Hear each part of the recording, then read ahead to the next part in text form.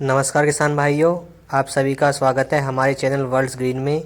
आज की इस वीडियो में आपको मैं सरसों की बुआई का सही समय बताने जा रहा हूं और साथ ही मैं बताऊंगा कि कैसे आप सही समय के साथ साथ अपने सरसों में खाद पानी भी दे सकते हैं। तो अगर आपने मेरा चैनल सब्सक्राइब नहीं किया तो सब्सक्राइब ज़रूर कर लें।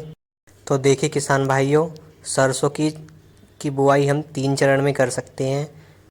पहला चरण जो होता है हमारा वो 1 अक्टूबर से 20 अक्टूबर के बीच में हम जिसको हम कहते हैं अगेती बुआई, इस चरण में हम अपनी सरसों की बुआई कर सकते हैं। दूसरा चरण आता है हमारा 21 अक्टूबर से 6 नवंबर तक और तीसरा जो चरण होता है हमारा 7 नवंबर से 10 दिसंबर तक आप अपनी सरसों की बुआई कर सकते हैं, जिसे हम पछेती बुआई भी कहते हैं। तो इन 3 चरण में आप अपनी सरसों की बुआई कर सकते हैं। लेकिन किसान भाइयों, तीसरे चरण की बुआई के कुछ साइड इफ़ेक्ट होते हैं, जैसे कि सरसों की फसल उग तो जाती है और ठीक ठाक पैदावार भी दे देती है, लेकिन ज़्यादा अच्छी पैदावार हमें नहीं मिल पाती। इसका कारण ये है कि पहले एंड दूसरे चरण की बुआई में हमारे सरसों के पौधे के पास इतना समय होता है कि वो काफ़ी अच्छा से बढ़ता है और साथ में बहुत सारी शाखाएँ होती हैं, जिनमें सभी शाखाओं में फूल आते हैं और फलियाँ भी बनती है। दूसरा, अगेती बुआई में बीमारियां ना के बराबर होती है। तीसरा पॉइंट आता है आपका, इस समय जो पहले और दूसरे चरण में धूप की मात्रा काफ़ी होती है, जो कि पौधे के लिए काफ़ी आवश्यक होती है।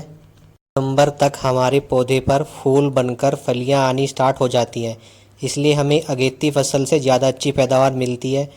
लेकिन जैसे हम तीसरे चरण में बुआई करते हैं तो उसमें हमारी कुछ समस्याएं आ जाती हैं, जैसे कि आपका पहली समस्या जो आती है, आपको इस चरण के पौधे के पास इतना समय नहीं होता कि वो अच्छे से बढ़ सके और वो बढ़ने से पहले ही उसमें बीज का तना निकलना स्टार्ट हो जाता है और उसमें फूल आना स्टार्ट हो जाता है, जिससे उसमें ब्रांच बहुत कम ही होती है और हमारा सिंगल पौधा ही रह जाता है।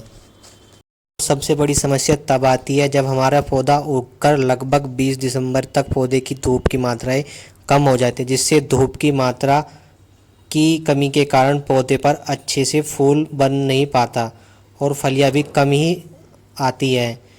तो इससे हमारा पौधा क्या होता है, सिंगल पौधा रह जाता है। धूप की सही मात्रा न होने के कारण हमारे पौधों में बहुत सी बीमारियां भी लगने लगती हैं, जिसके अंदर आपका फंगस, चेपा जैसी बीमारियां आनी स्टार्ट हो जाती है आपके पौधे के अंदर।